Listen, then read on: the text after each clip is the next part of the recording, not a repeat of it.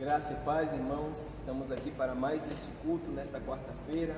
Nós vamos estar louvando ao nosso Deus com o cântico Espírito Santo e que Deus possa estar falando ao coração de cada um de vocês nesta noite através deste louvor.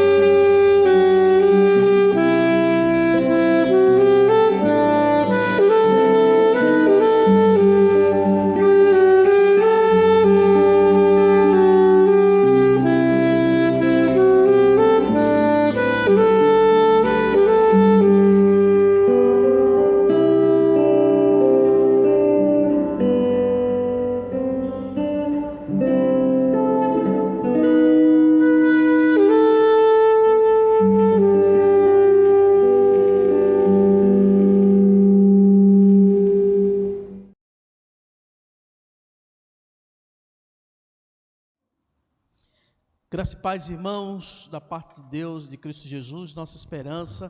Bem-vindo a um culto de doutrina da nossa igreja, quarta-feira.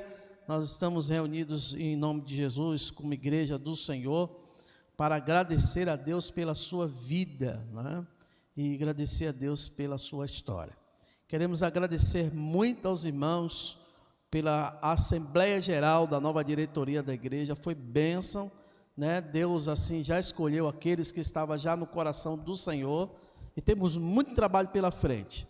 Inclusive eu quero pedir todas as agremiações do departamento que nos ajude na campanha do telhado. Nós estamos agora na reta final, as plantas já estão aqui, já veio a planta da parte interna, né, de sonorização da igreja, né? Então a gente agora vai para a reta final. Assim que a empresa lá nos mandar o orçamento, nós vamos começar, né, já pensar em começar a nossa reforma do telhado. Por isso, você que é líder de ministério, de departamento, não esqueça, né, de estar sempre falando no seu grupo e montando estratégias, formas de ajudar na igreja para que a gente possa terminar esse telhado. Você também, assim como eu fui marcado na minha geração, com a geração que também ajudou a trocar o telhado, eu gostaria muito que você fosse marcado como esta geração que ajudou a trocar os telhados da igreja, né? Ou seja, daqui a 40 anos, como tem o nosso aqui, você também possa fazer parte dessa história, todos juntos. Agora, vamos ler a palavra de Deus, depois vamos orar e dar seguimento. Salmo 19, abra no Salmo 19, vou ler apenas 2 versículos, que diz assim: o temor do Senhor é límpido e permanece para sempre. Os juízos do Senhor são verdadeiros e todos igualmente justos. São mais desejáveis do que ouro, mais do que muito ouro depurado, e são mais doces do que o mel e o destilar dos favos. Que Deus aplique esta palavra lida na nossa mente e no nosso coração. Senhor Deus e Pai, nós te louvamos, queremos te agradecer, Senhor, pela sua graça e a sua misericórdia sobre nós. Obrigado a Deus, porque o Senhor tem nos abençoado com toda sorte de bênçãos em Cristo Jesus. Continua guardando, protegendo os teus servos, e tudo que façamos aqui seja tão somente para a glória e louvor do teu santo nome. Obrigado, Senhor, por tudo, em nome de Jesus. Amém. Queridos irmãos, eu tenho visto nos últimos anos e nos últimos dias também aquilo que aconteceu no século XVIII para o século XIX. A igreja, ela entrou em um esfriamento completo na Europa, e as pessoas começaram a se distanciar de Deus, se distanciar da palavra de Deus. Então criaram uma coisa chamada Half Covenant, que é aliança do meio caminho. Ou seja, a pessoa não precisava ter uma experiência de transformação, basta ser uma pessoa justa, honesta, sincera, que a pessoa poderia sim participar da ceia da igreja, poderia, não sendo batizado, participar de outras coisas relacionadas à igreja. E aí eles diziam que era o meio caminho de chegar ao Senhor. No versículo 7 do Salmo 19, ele diz: a lei do Senhor é perfeita e restaura a alma. O testemunho do Senhor é fiel e dá sabedoria aos simples.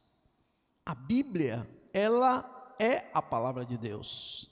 A Bíblia, ela não contém a palavra de Deus, como muitos têm dito. A Bíblia sempre será a palavra de Deus. A Bíblia é um livro tão completo sobre a vida que fala sobre a vida de quase todas as pessoas, e ela fala dela mesma. Aqui mesmo ela está dizendo, não, porque aqui ele fala aqui a lei está se referindo não só à lei de Israel, mas à lei de Deus, que está contida também na Bíblia, tanto no Antigo como no Novo Testamento. Esse livro foi um livro perseguido por muitos anos, por milhares de pessoas. Ninguém conseguiu, graças a Deus até agora, aniquilar o conteúdo da Bíblia.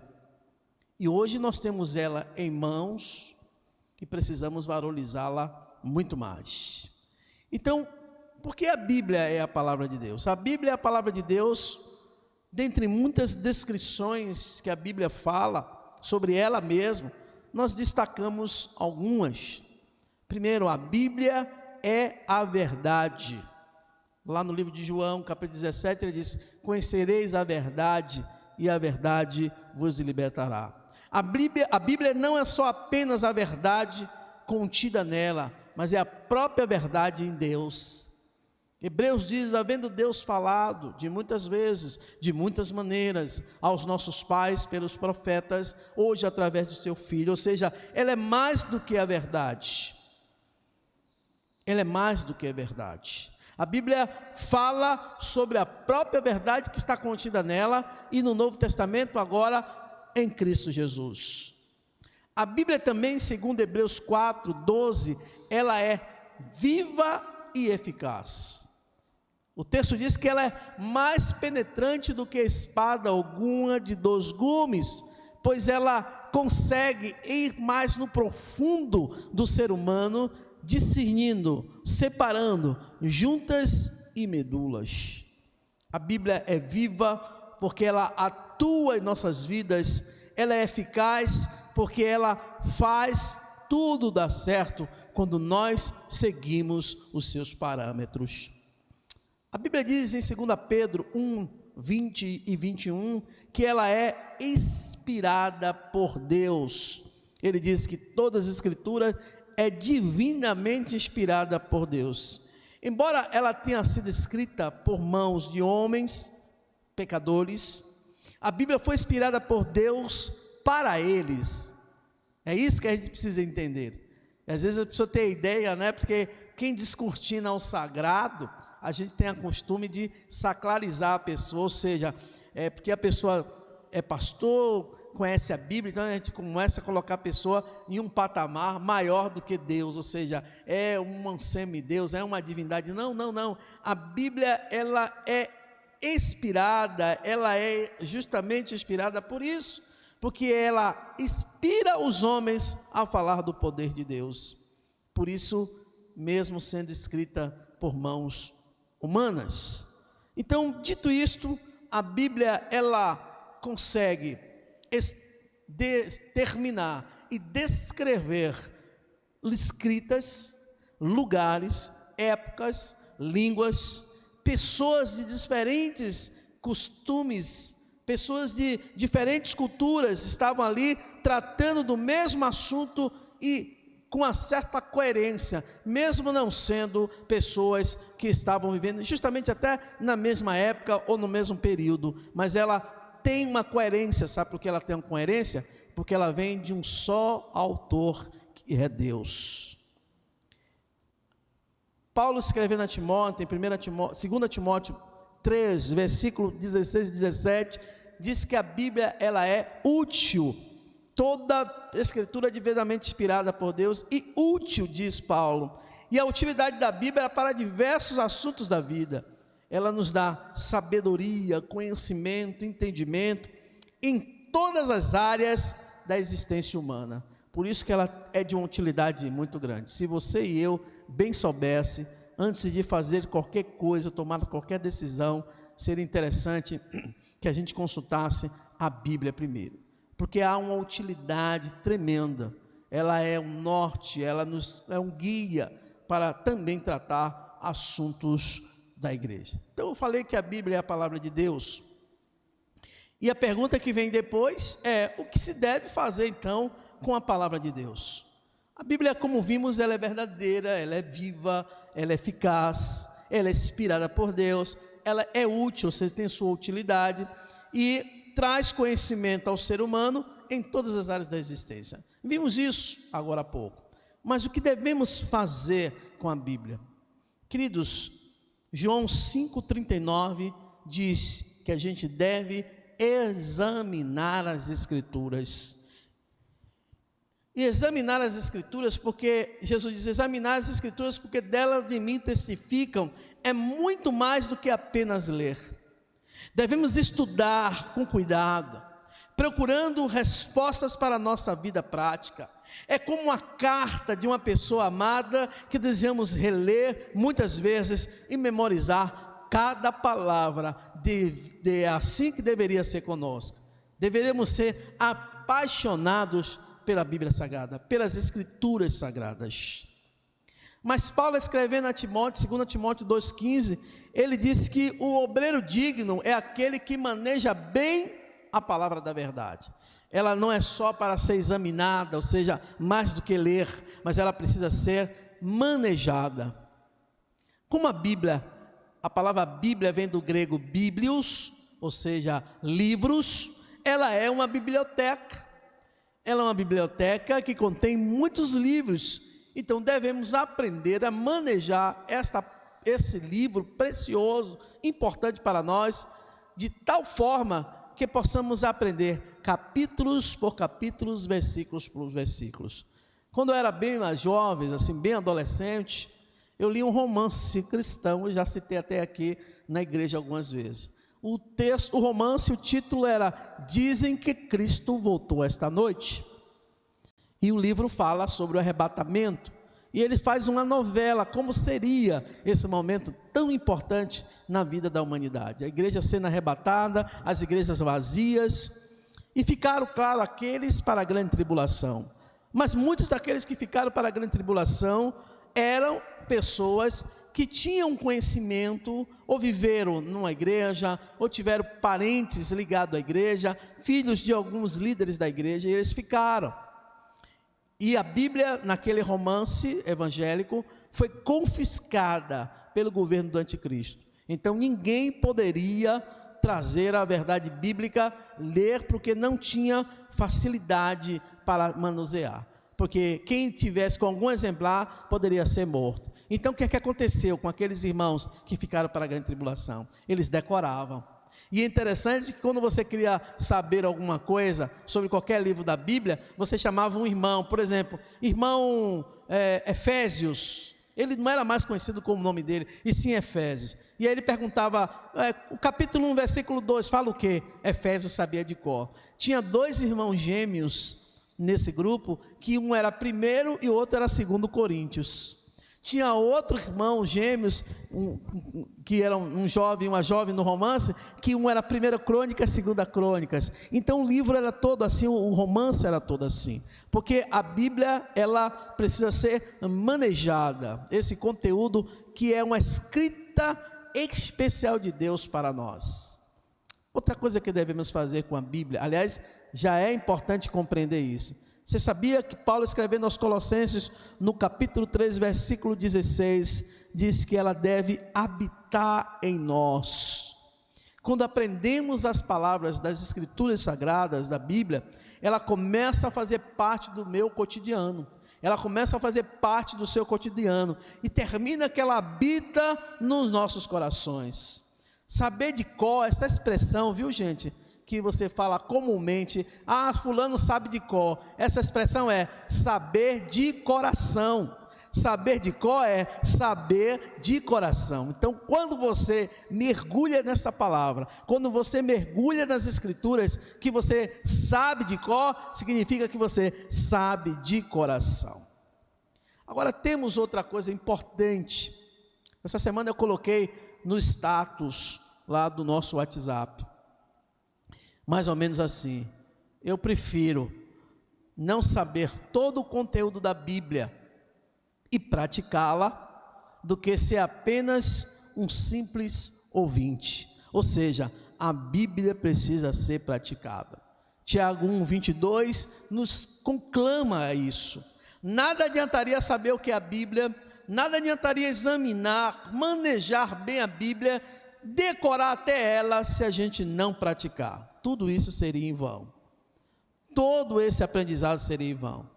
E aí, quando você não só é ouvinte, como você maneja, você pratica, as pessoas veem Cristo em você. As pessoas veem Cristo em nós. Por isso o estudo da Bíblia deveria ser algo tão natural, meus queridos irmãos, em nossa vida, como é o ato de comer, de beber, como se fosse uma necessidade. Contudo, as necessidades naturais, nós temos também as necessidades carnais, as necessidades não espirituais, e isso atrapalha a nossa convivência com esse livro tão importante. Só quem está vivo e saudável espiritualmente tem um apetite, às vezes até voraz, pela palavra de Deus. Quem está morto ou enfermo espiritualmente não sente fome da palavra de Deus.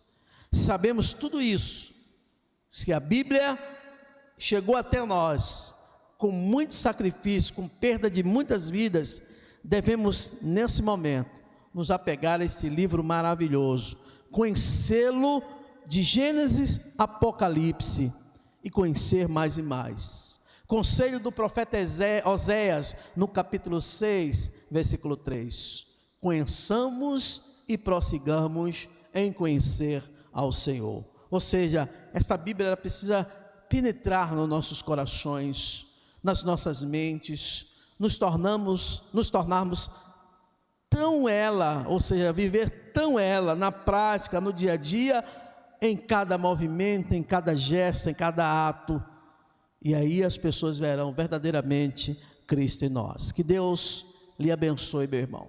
Que Deus lhe guarde, lhe proteja. Que você continue amando as Escrituras Sagradas. Examine, maneje bem, mas acima de tudo, seja um praticante da palavra de Deus. Que Deus o abençoe em nome de Jesus. Graças a Deus, irmãos, por esta palavra. Queremos agradecer a Deus mais uma vez por você estar conosco nesta quarta-feira. Você que não é inscrito no canal, você pode se inscrever, e quando você se inscrever, você pode ativar o sino que está aqui embaixo para receber todo o conteúdo, todas as notificações que a igreja produzir para chegar até você também. Pode comentar, pode compartilhar, é importante para nós. Se você gostou desse vídeo, dê um joinha, dê um like aí para que ele possa, isso é bom para a gente, e você compartilhe para que outras pessoas também tenham conhecimento da palavra de Deus através da pregação. Vamos orar nesse momento, agradecidos a Deus, abençoando a sua vida, que Deus possa te abençoar, te dando aí uma quarta-feira, finalzinho de noite, de paz, na presença de Deus, e que amanhã, na quinta, você possa estar pronto para estar no batente com o Senhor no seu coração. Como diriam os antigos, um bom cristão tem a Bíblia na mão, um bom cristão tem a Bíblia na mente, um bom cristão tem a Bíblia no coração. Vamos orar. Pai Santo e Deus Eterno, muito obrigado a Deus, porque a Tua palavra chegou até nós, e nós damos testemunho daquilo que ouvimos e lemos nas Escrituras, que possamos, ó Deus, ser praticantes, não simplesmente ouvintes.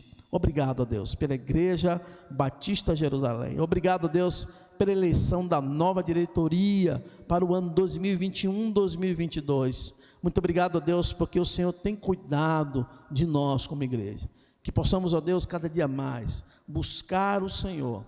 A Bíblia diz: buscai ao Senhor enquanto se pode achar, invocai-o enquanto está perto. Queremos isso, Senhor. Queremos fazer isso todos os dias das nossas vidas. Abençoa teu povo de Deus, chamado Igreja Batista Jerusalém. Abençoa o povo de Deus de outras denominações, de outras igrejas batistas que acompanham esse canal. Guarda os teus filhos, livra-os do mal, em nome de Jesus. Amém. Obrigado, irmãos, por você estar conosco. Deus lhe abençoe. Forte abraço em Cristo Jesus.